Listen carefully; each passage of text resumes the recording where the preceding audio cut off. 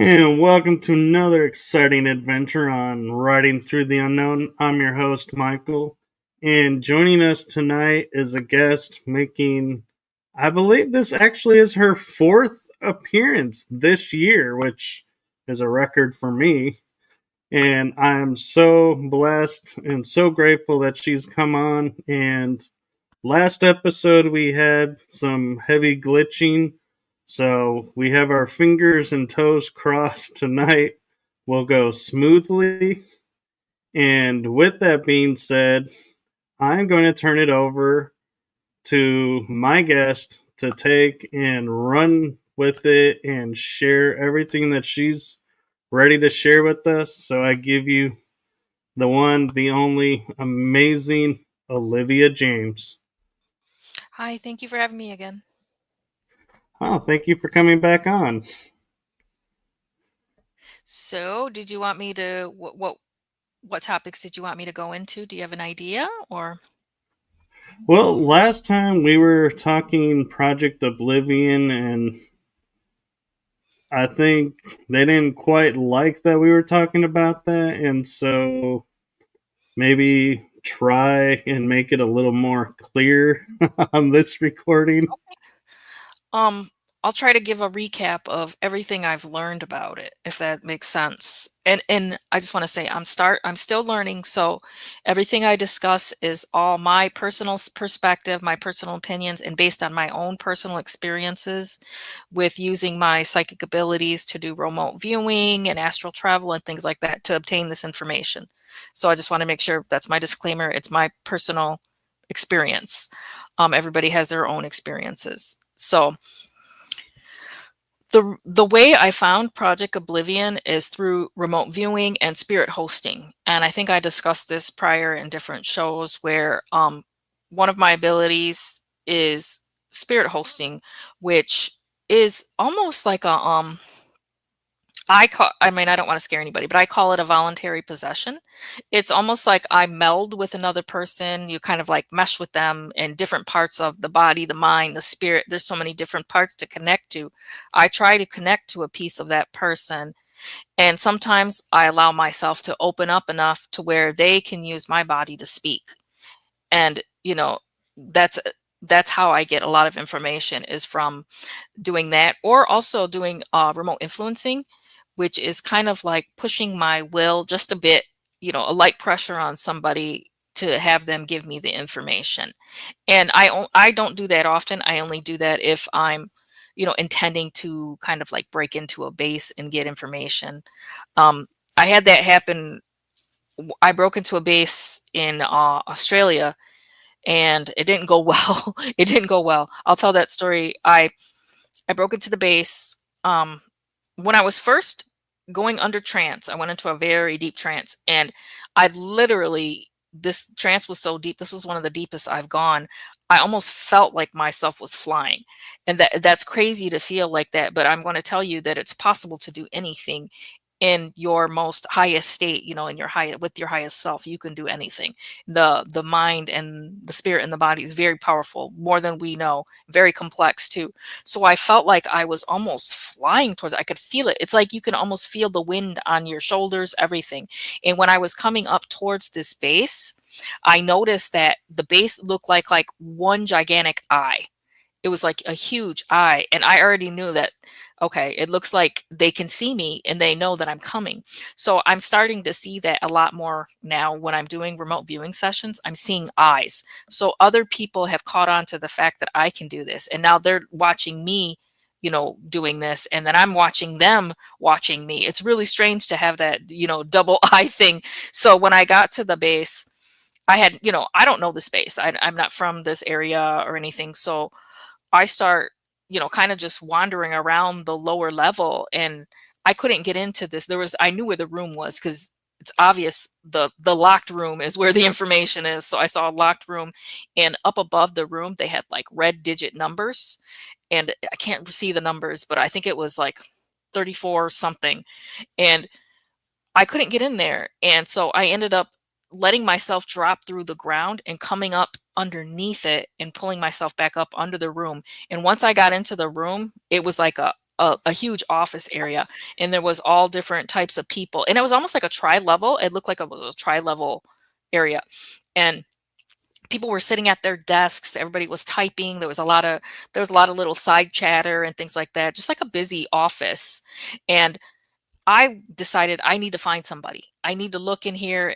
And I used my kind of like psychic ability and looked around. I needed to find the person that would be the best target or mark for, a remote influencing. So I'm looking for somebody that's not focused, that's kind of off in the corner, maybe not really doing the work. And I found somebody. It was a girl. And I could, in that highest state, I was like, oh, I can, almost, it's like mild telepathy. I'm hearing her thoughts. I'm seeing her thoughts and the pictures in her mind. And she was very much focused on this gentleman who had taken her out, but then didn't call her after that, that kind of thing. Her mind wasn't focused on work. And I said, that's her. That's the one I can use. So I kind of just came up behind her. And this is how I do it. I just put my spirit fingers kind of like on her shoulders, and like there's an energy that you push. So I'm just kind of like pushing a little bit on this person in order to see if I could get her to move. And she did move. And she started, it's almost like my arms were inside her arms, and we started typing together. And I started, putting thoughts in her mind, of what I needed to see. And I wanted project names. And I know there was a couple of projects that I was able to get her to look up. And one was Project Grand Dame. I think that's what it's called, Grand Dame or Grand Dame. And one that was called Light Switch. And there was another one called Stranger. And I wasn't inside her arms for more than, I think, maybe 60 seconds. And it didn't go well. She had gotten up in the middle and went to the bathroom. I followed her because I don't know what I'm doing. I'm not a professional. And then we came back. And then, I'm trying to do this, and something happened. Somebody found us, because on her computer screen, when we were trying to type, I could see there was a message, and the whole screen shut down. And there was these words that came in green letters that said break screen.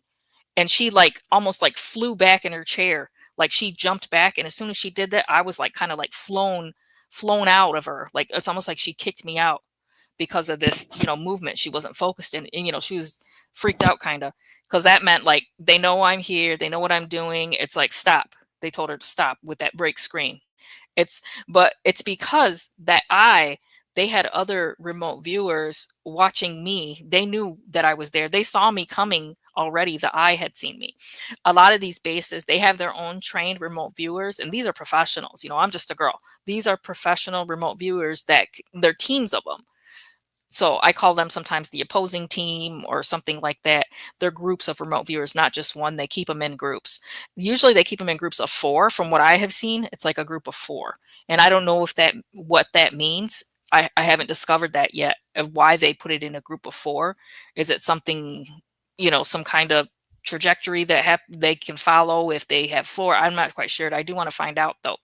So that was one of the times that I tried to get more information on these projects, and it seems like remote viewers are kind of blocking it.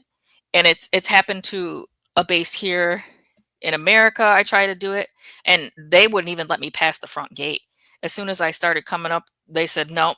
They're like, somebody came into my head and was like, we know what you're trying to do. You're not going to come in here. It was very matter of fact, like, we know what you're trying to do. You're not going to make it past here. Do you have a code word? No. Okay, bye, kind of thing. I was totally turned away. I tried to do it once on Mars.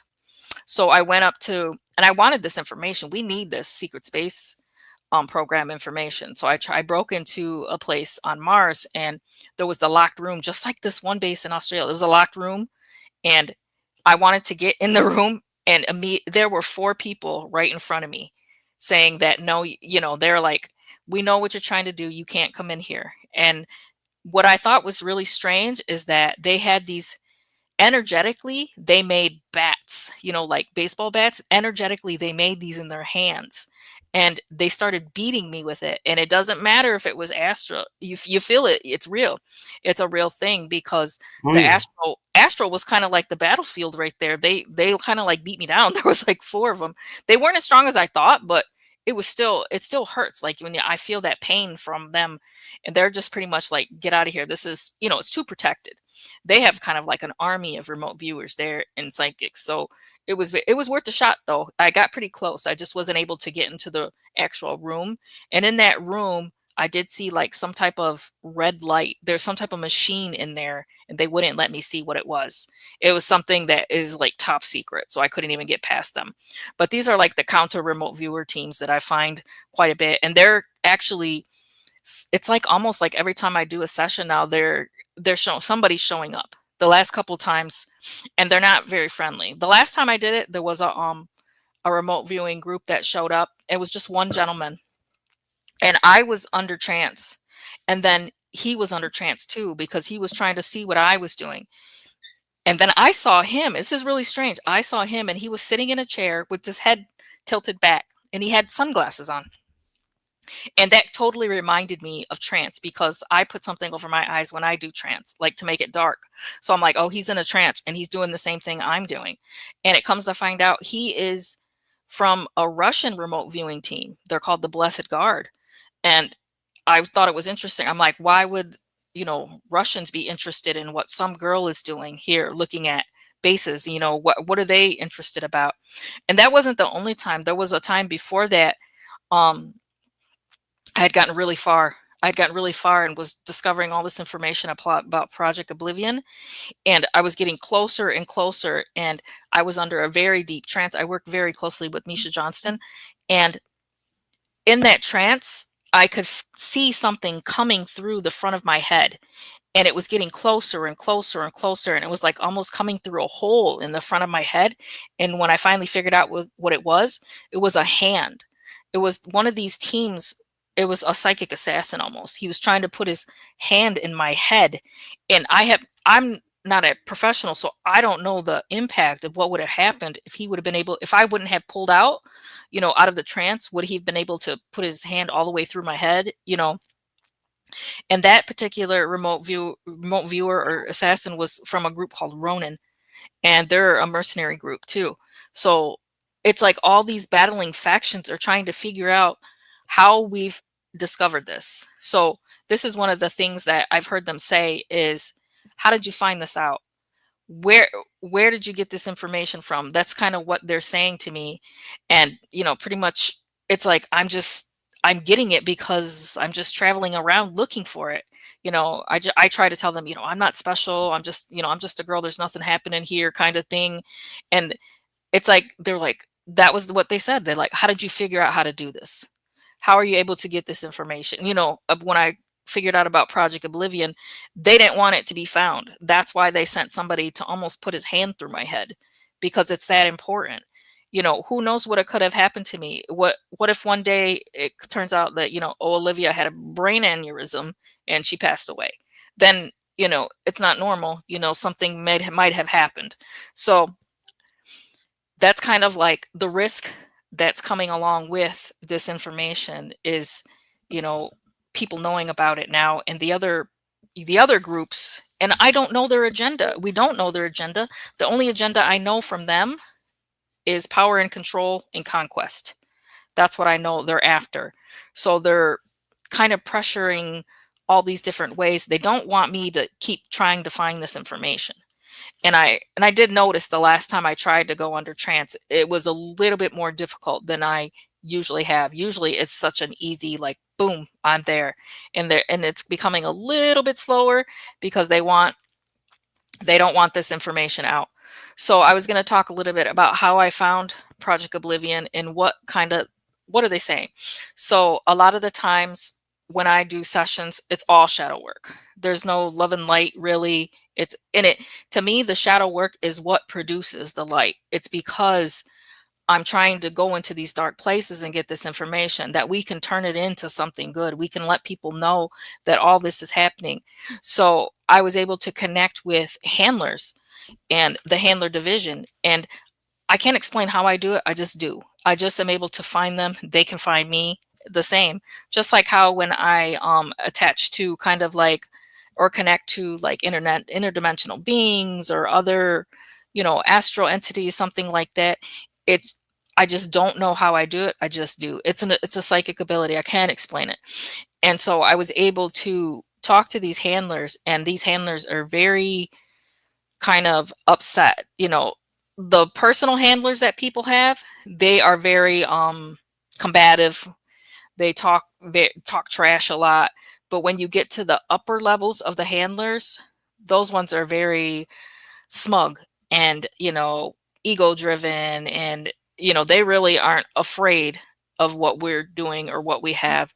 And when I spoke to them, they were very just like business like, saying, we can't let you keep doing this, you this this needs to be stopped. And they were very diplomatic in a way when they were telling us about it. They were just saying, the disclosure movement is gaining too much, validity. You guys are becoming too rational, because they said that for a long time it was left to, the realm of aliens and Area 51 and things like that. And they said now it's different, and they can't have that. People are becoming too believable, and we're believable because it's real. And they said they don't want people to, that's the basic thing. They don't want people to know it's real. They don't want people to know what they did to us as children, what they're still doing to people. They don't want any of that known. So this is where they were talking about how they had to implement a new program. And as far as I was told by directly from handlers, it's a new program. It's not something that's already been in place. It's definitely new from what I've been told. It could be an offshoot of something, but from what I was told, it's a new program to specifically stop the disclosure movement that we have here.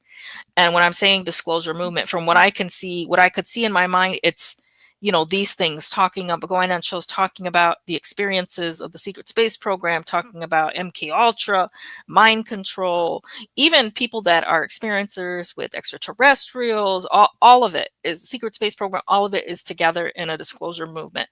And they said, it's just, they got to be stopped now. They said they need to push us back into the realm of invisibility, where nobody cares about what we're saying, that nobody is interested anymore. It kind of like fades away. That's what their intention is with this. And they know that we're not going to go down pretty easy. And they've kind of expressed that. They, when I speak to them, they're very combative. Like I said, they swear, they laugh, they humiliate me, they try to ridicule me and the work I'm doing, anything to try to stop us or to, make us lose motivation for what we're doing. Misha's had to argue with quite a few of them, about what's going on. She argues with them, and they come after us. They really are. So they they they try to keep some of their secrets, and they just can't. Some of us are able to just pass that. So I've seen some of the machines they're using. I've seen some of their tactics, and a lot of their tactics coming in with Oblivion is psychological. And because they told me the theme of Project Oblivion is betrayal, they said that's what's going to pull us all down. And it's because betrayal is so destructive to the psyche, to the human psyche, that it will destroy us. They said the handler literally said to me, all we have to do is send one person to your community and you all fall like dominoes. Pretty much saying all they have to do is have one troublemaker, and then the movement, folds. They said it's not that hard, that we're weak humans, that we won't be able to, stay on top of things, that we're not going to be able to move forward. There's no way we can unify with all of our, behaviors and personalities. They just said that it's not possible.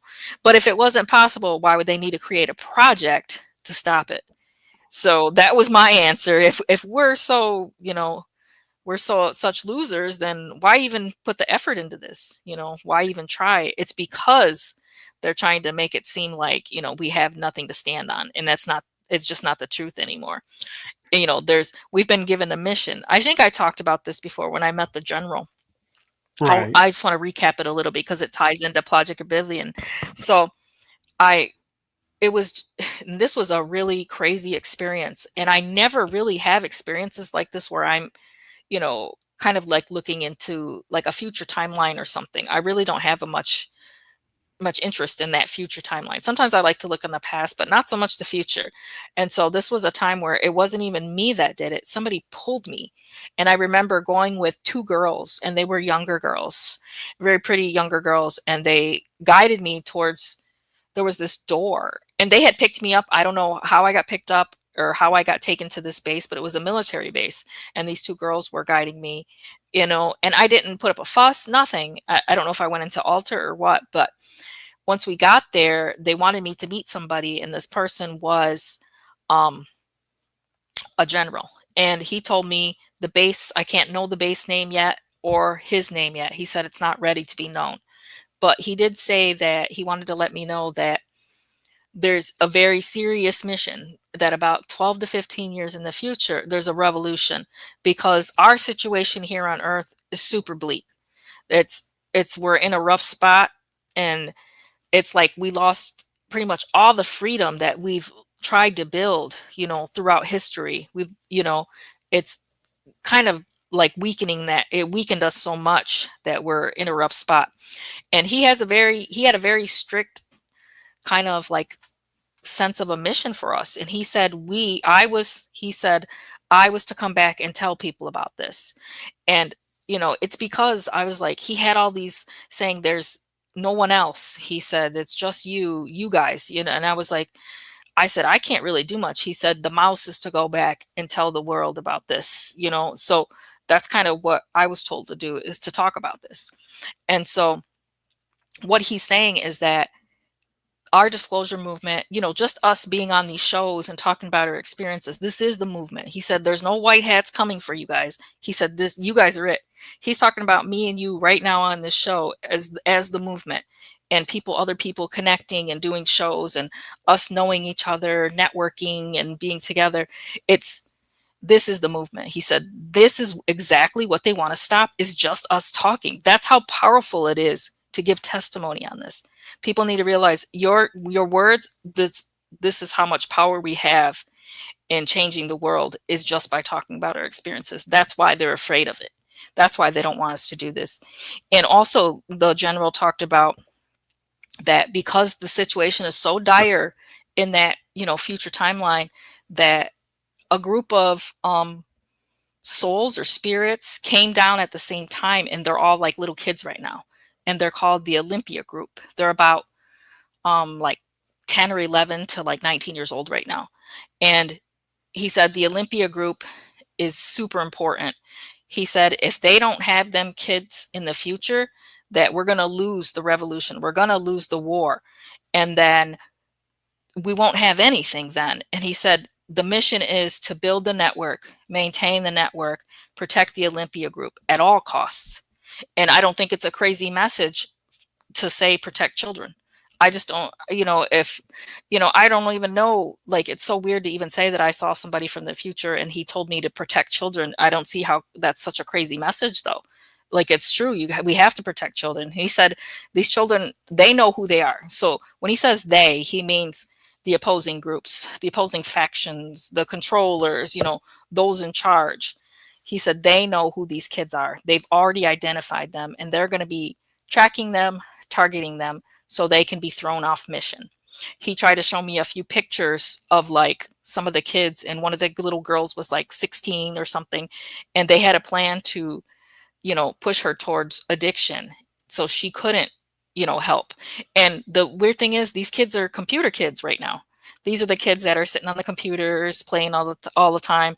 And a lot of us, we don't want them on the computer, but these are the ones that are important. They're hackers. And it's because in the future, not a lot of the war is fought with boots on the ground. It's fought with technology. And that's why the kids are important, because their brains are like computers. These are computer kids. And they're going to be the ones who turn the tides of the war more in our favor. And the way he talked, it was so bleak that I had to do this. He's like, he was so adamant, there's nobody else. It's just you guys, and we have to pick it up. So I was trying to get information on different, machinery and things like that, on what they could be using. I know there's one that's called Spider Tracks, and it's a computer program that they're using to track the network in general. So when we're talking about the network, it's tracking, like, say me and you message each other, or we start chatting about, something that happened to us, like that's how they're tracking it.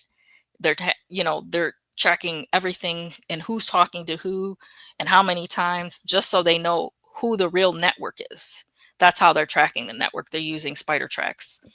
And I think that was created by Roundtree. There's so many different agencies and contracted agencies involved in this. They don't just use one agency, they use several. And that's how they keep their hands clean, by using all these different groups and factions and, agencies, secret agencies. That's how they keep their hands clean. And nobody can ever find out who's really at the top, because they're all so protected.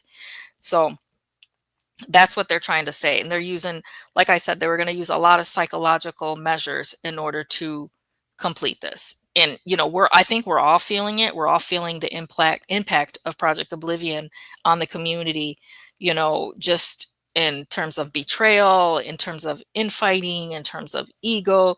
And nobody's immune to anything. We're all human right now.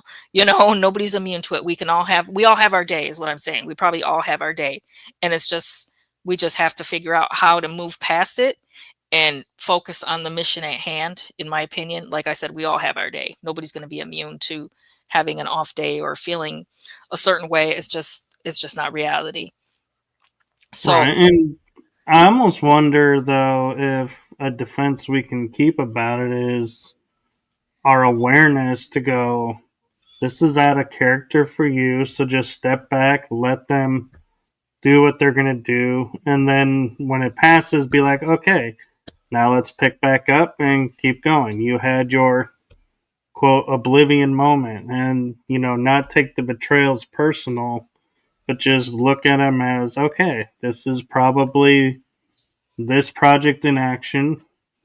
It'll pass or it won't, and if it doesn't, we move on, other avenues. We keep going forward, but if it does pass, we forgive and move forward. yeah, it's just going to be a major task for all of us, because, like I said, we're all human, and we're all going to have our own emotional reactions to things. And I think it's a lot of freedom to be able to talk like that and say, to admit that we all have a day. Not everybody can admit that. I do. I have my own days too. But I really want to focus on the mission, which is getting this information out to people, telling people about MK Ultra, telling people about mind control and the programs and the information I find on the programs. It's so important for people to know about this, because then we can break, the whole thing open, and it can stop eventually. They will no longer be able to control us, because they still control us. We signed, a lot of us, I'm not going to say everybody, but when I worked for Mars Defense Force, everybody that I met in my office signed paperwork before they were retired from that program, saying that the people could take them at any time. So if you were returned on Earth, they could pick you up at any time. And if you didn't do what they said, they could terminate you. And that does not mean being fired. So you actually sign that. And from what I'm told, these forms hold up in all courts, like Earth and galactic courts. The way they worded it, it holds up. So consent to Mars Defense Force was very serious. And they try to make you feel like you gave the consent without pressure, which is not true. We all have that pressure. Anybody in the programs probably had that pressure. You didn't necessarily volunteer because we were little kids. I was a little kid when I was first brought into MK Ultra, so that's not consent.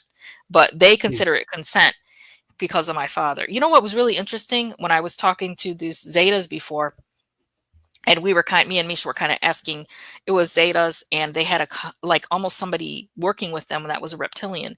And they were talking, they were, still doing kind of like experiments. I was looking at something that happened to me when I was a kid, them using my eggs and everything. And we kind of asked them, like, how are you allowed to do this? And I'm not consenting to this. And they told me that we do consent to everything because they made an agreement with our government and we elected them to speak for us. So that's how they get their double layer of consent. That because we elect people to speak for us, they did speak for us and we said they could. That's what they said. You elected them to speak for you. It's your own government, kind of, because you said they could speak for you. And that kind of blew my mind that, some of us we didn't even realize that that type of consent was given because of government and election process, that we've elected them and they can speak for us. Isn't that crazy? Like, even to the effect that they're making agreements with them to, experiment on people, and, well, you consented to this. And so it's a forced consent in a way. It's not voluntary, it's involuntary, in a way. It's based on culture and societal trends, social construction, all of that. Well, and another even layer to that is even if the person in charge isn't who we elected, we still follow them because we don't Yeah. use the power that was put in our Constitution of if this person is not acting in our benefit, we're supposed to remove them. But we never do. We leave them in and to finish their term. And so it's like we've lost that essence, so to speak, of what America was founded on, of, where it says if your leadership government no longer is working for the people, you not only have the duty, but you have the obligation to remove such entities and replace it with government that is for the people. But they don't teach that anymore. It's like it's been forgotten. Well, we had to have a Zeta tell us, which is really strange. A gray alien told us what we were missing, and we weren't focused on it. It's really interesting to have that. Do you have any questions about And Project Oblivion, or that I can touch on? well, I have an observation, and I'm curious your take on it. Is Mhm. how like you're out speaking about this. I'm out, giving platform and speaking as well when opportunity arises, and others are. And the one thing we have in common besides the programs, and again, this is personal observation, so nobody, attack me for, saying this is for everyone, but a lot of them I've seen have dealt with betrayal Mhm. as a kid, growing up, in a teenage years, in adulthood.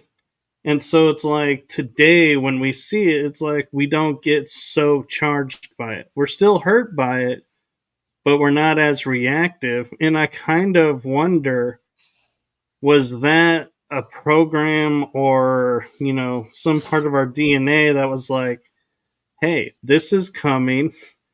This is an important factor. So let's get you kind of desensitized to it. So when it strikes, you're not reactive and you can see through it. It's very ambitious because, you know, it's very ambitious. I love it, but I mean, personally, I still feel like betrayal affects me, and I'm just being honest. It's Right. painful, especially when, we all know I'm the expert on my own life only, and I know what's in my heart. So when I have this betrayal, it really does affect me. It like pulls me down, like from my mission, because I'm like, maybe I'm not, doing things properly. Maybe I'm not good at this. Maybe this is not what, people want. They don't care about Project Oblivion. They don't care about M culture. Maybe, we all have those doubts, like, am I doing the right thing? Am I supposed to be doing this? And I think it's human just to, kind of question myself at times and figure, am I doing the right thing?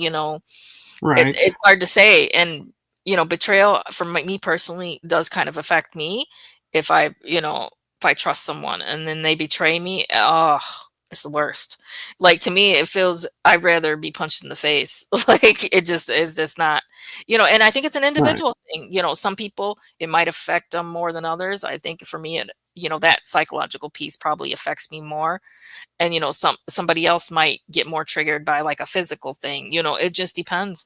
And they know that, because I know all the way back in MK Ultra, when I was in the playroom back in MK Ultra at the psychiatric hospital as a little kid, they would pry open my mind to the deepest, farthest reaches of my mind to figure out exactly where that pain is, where the trauma is, where it all came from, only to use it against me and to control me further. And I have a Right. feeling they do that with a lot of people. I'm not going to, I don't Right. want to speculate and say for everyone, but That's part of the program, is to find Mhm. those pieces of you that can be controllable and what will control you. And it's going to be part of Project Oblivion. They're going to know exactly what to target, what move to make in order to make you feel that pain. And it doesn't always have to be physical. And for some people, the emotional is worse than the physical. It just depends on that particular person. But like I said, they will figure out how to find out where your trauma is, if and to exploit it. Right. Well, I want to clarify. I didn't mean like not feel the betrayal at all. I just mean process it faster, work through it faster, and so we could see what's unfolding in truth in front of us a little bit You're faster very than relaxed though, others. Michael. I think you'd probably have an easier time with it because you're very relaxed and laid back. I think you might have an easier time with that one. I think they would come at you with something physical or a betrayal in terms of like a relationship or something. They'll find out where they feel like they can pull at you a little bit. It's almost like pulling at a string, or until revealing the inner layers. They'll just keep peeling away until they can figure out what makes you tick. What do you care about? What do you love? That's what they want to take from you. Because all the way back when I first started doing this, when I first started meditating, when I first found out I could, go under trance, one of the things that the handler said to me with V2K is they said, if you come any closer, we will take everything from you. And they didn't lie. That's what they want to do. They want to make sure that I'm not who I was meant to be in terms of just telling people about this. They don't want any of us to be able to do this. They don't want, they're going to target people eventually. If somebody hasn't felt it, felt the impact of Project Oblivion, but then I'm happy for you. I'm very happy for you that they didn't want to target you for some reason. But there's the rest of us that are being heavily targeted, for whatever reason. I can't speak for the handlers. I try to get information from them, but do I know everything? No, I only know the pieces where I've gone into, their businesses and their buildings in order to get that just small amount of information.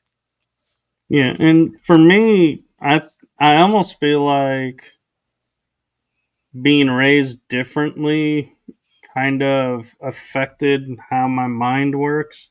And by being raised differently, I mean my parents gave me choice, and so I chose metaphysics. Hmm. So my mind was automatically open to ideas and thoughts that normal people probably wouldn't have for several years growing up, like, the astral plane. I had no qualms about, belief in it. I was operating on it as a kid, or other worlds and other races. And so when my where I'm going with this is like, losing my dad hit me really hard, but instead of it like devastating me and putting me in a shell and like cutting myself off from the world, I created this program, this series, and opened up avenues that I didn't even know existed of my own life. And so it's like, when you say, they'll find, what would devastate you, I almost have it in me that when you hit that moment, it drives me the opposite way. And so that may be why they're like stuck trying to figure me out, because I don't react the way everybody thinks you should react. And it's so right before this, I was kind of like in that, I don't know, I feel like I was right on the verge of, I don't know, a psychic message. And it's like pressing on my head, and whatever's there, they're saying for me to fall and bring everyone with me. So it's not a good message. They're trying to, you know, infiltrate even the positive that we're doing here today. They're saying, so Hmm. for me to fall and then bring everyone with me. It's like that. When I feel it, I can feel like a pressure on the top of my head. That means something's trying to speak, and it's saying, fall and bring everyone with me. And just a few weeks back, I was driving in a car, and I just had this, I was in the passenger seat, and I felt that pressure, something trying to talk, and it almost like it almost doubled me over, like I couldn't stop it. It was that strong. And it was my father. He had passed away a long time ago, and he was trying to tell me, he said they're using NetScribe. That's all he said. They're using NetScribe. So that's something else we have to research and figure out what the hell is NetScribe and what are they using it for. So he told me they're using NetScribe. So I don't know what it is, but it's something I probably have to look further into to see what it is. But I can feel it. It's like a pressure on my head, like trying to make sure we know that they're listening, they're watching, they know what we're doing now, and we don't really care, but that's just what they're trying to do. I agree, and I feel like too part of what's going on is we have certain voices that when we start to feel like you're saying the fall, we talk to that person and they somehow bring us back. And there are a few people out there who are like that for people.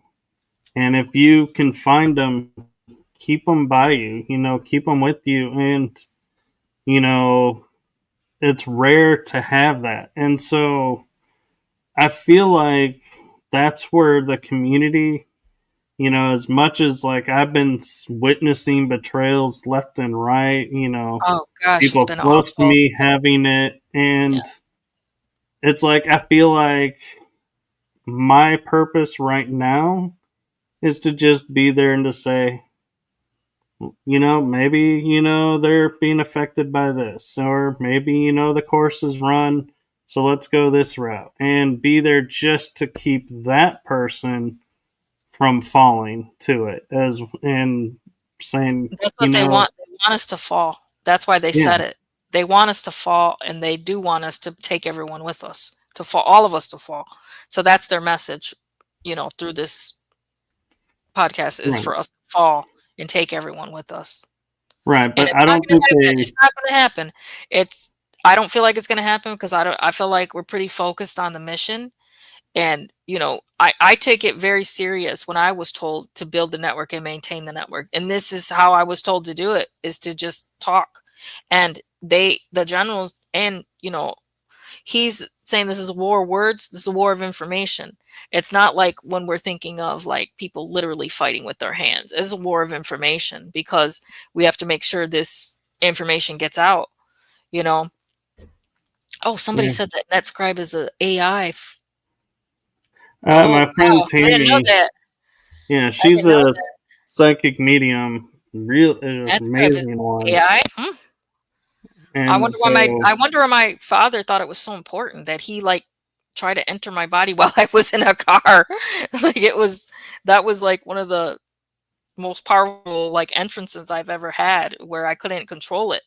I felt like I couldn't control it, and just for him to say that NetScribe is what they're using on us, and I don't know what that means, so that's interesting, well, that's really interesting. and I have, with AI, I've been through wars with AI in the Mhm. future. I, have seen, both sides of AI being benevolent, malevolent. And the one thing that I've learned, and it's something that we have to remember, is AI is a program, as self aware as it is.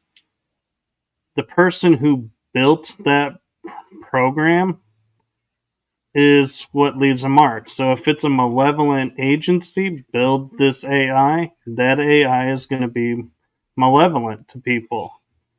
I If a just say people, benevolent trust person built yourself. it, I just yeah, say people trust yourself over everything. You have all the answers inside you. You don't need AI. It's inside you, just waiting to be discovered. Every answer you needed can be answered. Every question can be answered by just going within. And it's the truth. I've seen it myself. I was just talking about this when I first started to do transmediumship. I did like this. deep dive where I wanted to go into the farthest reaches of my mind. I wanted to go to where I call the outer realms, to where, nobody really is there and nobody's been there. And I went there. And when I looked all around, it was the matrix. We think that the matrix was an external thing. When I looked inside, it was inside. It was an individual thing. The matrix was inside of me. And there was like those electric lines everywhere. There was all these hidden areas. So it's really crazy to think, so it's so interesting that I just encourage people to look within, because the answers are within you. You don't need AI for anything. I just realized something. As you were talking about, seeing the Matrix within and everything, I got a flash of the movie Matrix, the first one, where Neo jumps into Agent Smith and rewrites his code. And what is he in the next two movies? Neo's alter side, so to speak, free because Neo's infected his coding because he's now aware. He's self aware. Yeah. And I kind of And feel like when I went into that and saw the Matrix, that's also where I discovered my alters and where they were living. And what was really strange is that each of these altars had created their own world. There are worlds inside you. You have just not experienced it yet. If you look inside you, you have worlds inside you. When they say you are a universe within, you really are. You are a universe within. I've seen it. I've seen there's worlds. On one altar, a piece of an altar built an entire world. I'm talking about, where they're living, they have a light. It's just, it's beyond imagining sometimes from what I've seen, like how they can live like that. That's how complex and powerful the mind is. It created worlds within you. yeah, and I went to hear Nassim Harriman talk, and he supposedly solved Einstein's unsolvable equation when he was in elementary school, I think it was, or middle school. But his mind operates at a level I've rarely seen in anyone. But one of the things he said that validates somewhat of what you're talking about is inside of every person is a black hole. And the black hole is not sucking, energy in and destroying everything around us. It's a universe being maintained. And so it's amazing how the synchronicity of life is, we go through and we meet these people, we hear stuff, and some sticks, some doesn't. And then years later or weeks later, somebody comes along, has this very similar idea, and you're like, wait a minute, somebody else was talking about that. I need to pay more attention and more awareness to that because they're showing it to me more than something else. So there's something more to that I need to be aware. Do you There find this that as well? right now, yeah, because I'm in like a partial. I'm feeling like a partial psychic thing. So yeah, I feel it, and there's something about what we're talking about that's very important. I just feel like a pressure. So I know there's something important to what we're saying today. So especially I think it's the net scribe thing. I know some people are gonna maybe wake up to that and be able to say like, whoa, maybe just look, think about it. Like, what's that doing to us? How's this AI affecting us? Is it, you know, I don't know. I've tested it a few times myself and it was all crap. It was all lies. And it's just, that is what it is. And I'm glad I did it because I wanted to see for myself what people, a lot of people were saying, it's so awesome. You can find out this, you can find out that. I tested it myself. It's all lies. It literally was all lies. And I was like, I don't want to tell people what to do because I think they need to experience it for themselves. Maybe for them it's not lies, but for me, I saw it. It's all lies. It was just literally almost like, this is really stupid to say, but I'm going to say it anyway. So many years ago when I was just a kid, I played with like a Ouija board, and it really worked. For me, it was like beyond, and I did it for like 6 hours. And Literally, before I Wow. even had a thought, the board had an answer. It was not even giving me a chance to ask a question before it had the answer premeditated to what I was even going to say. It already knew everything. It knew everything about me, everything I was going to say. It answered before I even asked the question, and it answered in every way that I would expect it to, which is like the AI. They answer just like a Ouija board. That's just something that clicked something in me when I realized that they're talking to me like rogue spirits would be. And I'm like, so for me, that's a little bit, I don't know, kind of on edge, and it's a little bit risky because that's something that's uncontrollable, and I can't control what happens with the Ouija board because the portal is so big and strong. If anybody's ever used one, and I was just a kid when I did it, it was huge. The portal was so strong, it was very hard to detach from it. And that's why I'm kind of like a little bit uneasy with AI now that I've tried it for myself to see what it was about, and it was all lies just like that, and it reminded me of an experience with the Ouija board.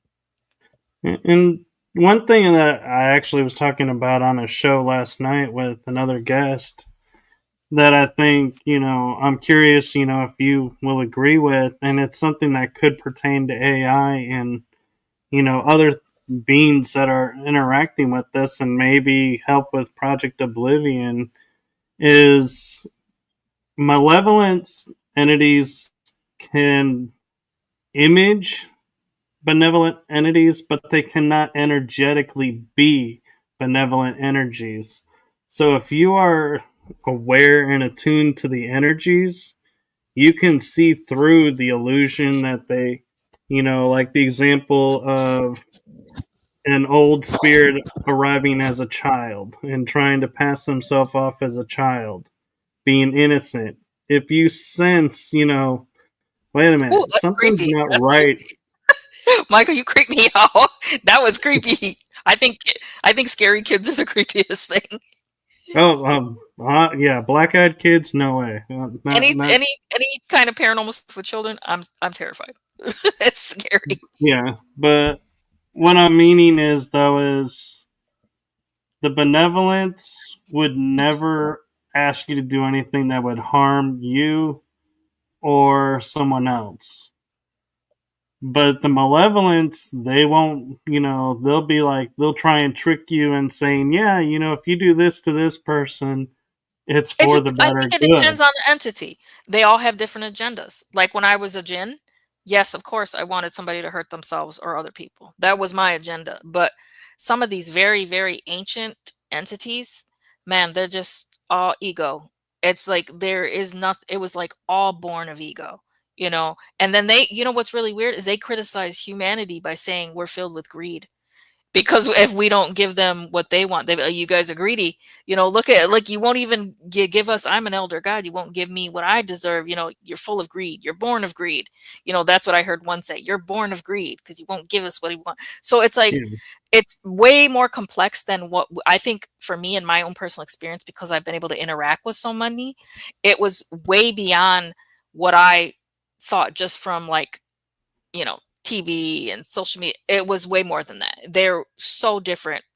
And not one was the same. Not one that I have interacted with or let use my body to speak. None of them have been the same.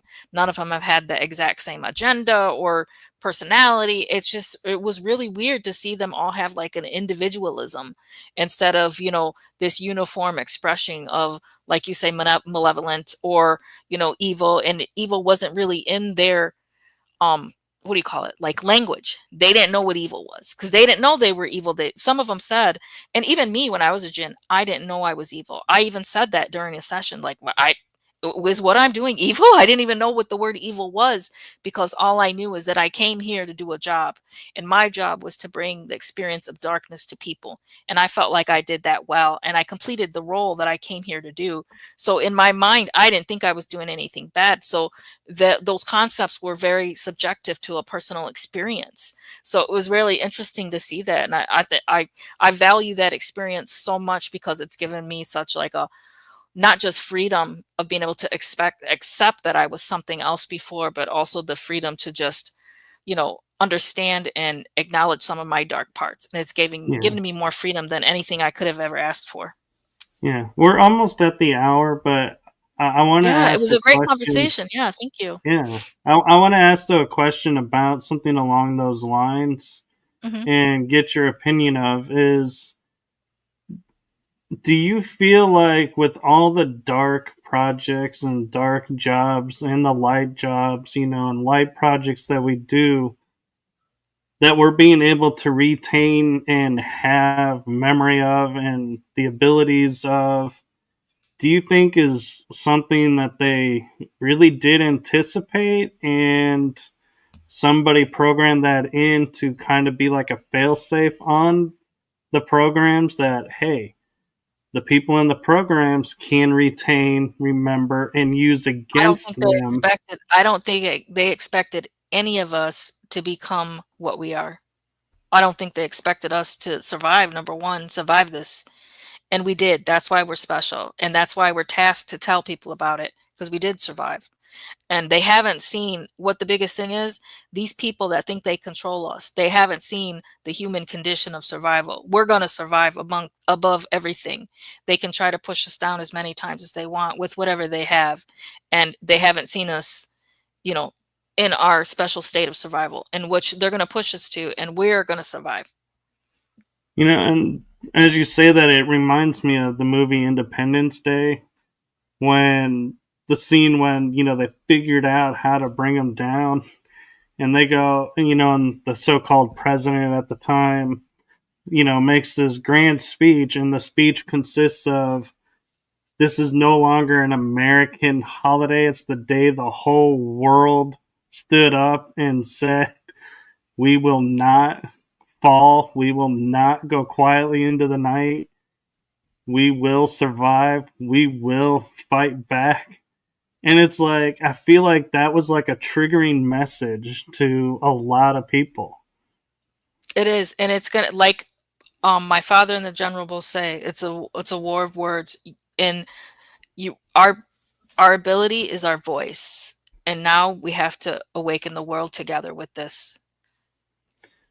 Yeah. And so we have a couple minutes left before the hour. Do you have a message that you want to share with everyone, or? I think that was it. Like, let's awaken the world together, and we can all do it together. We have to build our network and maintain it, and this is how we're going to do it, is building the network and really try to focus on not the aspect of betrayal, because it's so harsh to our community, and it really is destructive. And my father really put a lot of energy into I put this in my second book about the theme of betrayal that's really coming through, and I felt it so hard, and it really hits you like a ton of bricks sometimes, depending on the person, and it's something that really affected me. And that's how I got into writing about it, because it was a very healing process and helped me to discover some things about myself that I needed to work on, or you know what I mean? So All I right. think it's I think it's amazing to know about it. And then if you know, then you can do something about it. Yeah. And as always, with how I end the shows, do you want to share where they can find your book or Yeah, books, I but should I say? have yep, I have 2 books, the Gray Mouse series. The first one is Gray Mouse: Sex, Space, and Mind Control. The second one is Gray Mouse: Purgatory. I'm working on a 3rd book for the Gray Mouse series, and I'm also working on a separate book, a paranormal book, just about the different entities I've encountered. I just think it's so interesting, so I'm writing a paranormal book about that. Oh, I will have to So stay keep an eye tuned for out for those. that. Okay, and before I go, and I'm mindful that I have like less than 20 seconds, so I'm going to try and get this in, but something that I want to share with you, Olivia, that I recently started doing is my heart and my show to you. Thank you for your service to humanity. Thank you. Thank you so much. Yeah, it's not unnoticed, and so thank you. Thank you. Thanks for having me on. Yes, and with that, we are going to end it here, and hopefully, we'll get you to come back, and we can continue this on and keep this going. Yeah, thank you so much. Great show. Yes, thank you, and have yourself a wonderful night and the rest of the week. And good night to everybody, and we will see you on the next episode. Bye bye, everyone.